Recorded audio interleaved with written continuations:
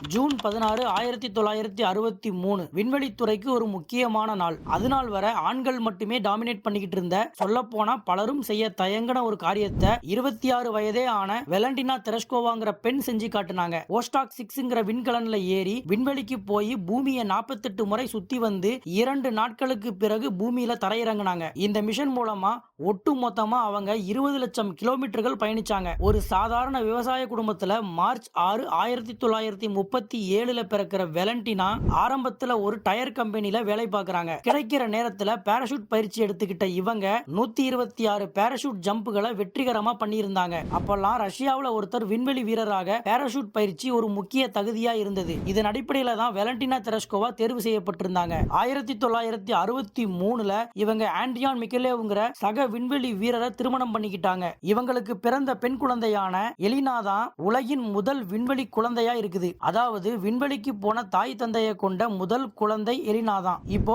88 வயதான வெலண்டினா தெரஸ்கோவா சமீபத்துல கொடுத்த பேட்டியில எதிர்கால செவ்வாய் கிரக பயணத்துல தானும் பங்கு பெற விரும்புவதா சொல்லியிருந்தாங்க.